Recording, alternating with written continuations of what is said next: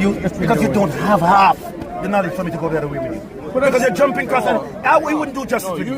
I talked about forgiveness. Brother. Then you brought up the prayer. He brought up the prayer. Brother. And I said that was nothing to do with forgiveness. Ask your question.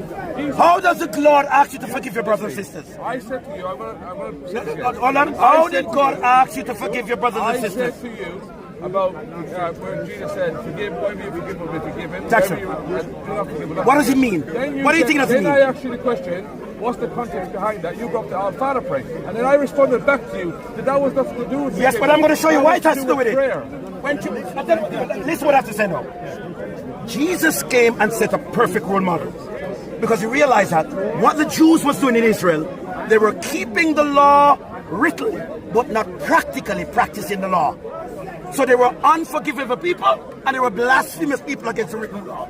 So the law could not bear them anymore. They could not abide by those laws. They were unforgiving people.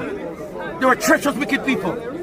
Jesus set the trend to say, listen to me, learn to forgive each other. That's why love covers up a multitude of sins. So he was setting the premise to give us a module for us to live by.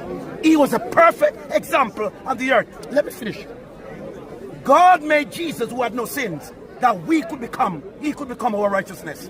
Without Jesus, the world would have done. Cease to exist. No, let me finish now. Now, I'm asking, don't move from the story. When did God authorize the Catholic Church to have fathers and be Church of God on earth on his behalf?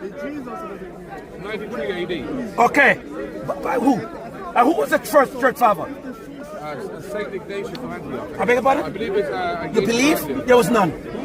In 93 AD. There's none. Ignatius of Antioch. There's none. Let me tell you why there was none. Ignatius of Antioch. Let me tell you why there's none. And this is going to catch you now. The first century. Sorry. Let me go to catch you now. Let me go to catch you now. I'm sure I'm going to use the very Bible to catch you. Revelation 22 down.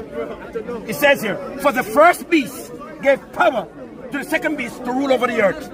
And that little horn was wounded for a time. And that horn came the harlot who had the word drink of her fornication. What does fornication mean in prophecy? What does fornication mean in prophecy?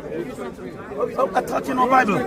I thought you know Bible. You're actually questioning. Fornication means doctrines, false doctrines. You cannot. Jesus is the gap between God and man. Let me finish. There's one man that forgives sin. That man, Christ Jesus. So he's the gap man between man and God. Only Jesus can forgive the sins of man, not any man on earth. Okay, now. Jesus gave that, like I said to you, yeah? Peter, the disciple. Jesus says that, he didn't say to all the disciples, he said to Peter, he said, upon this rock, I build my church. What is Peter's rock? Lord Peter means rock, yeah? What does that mean?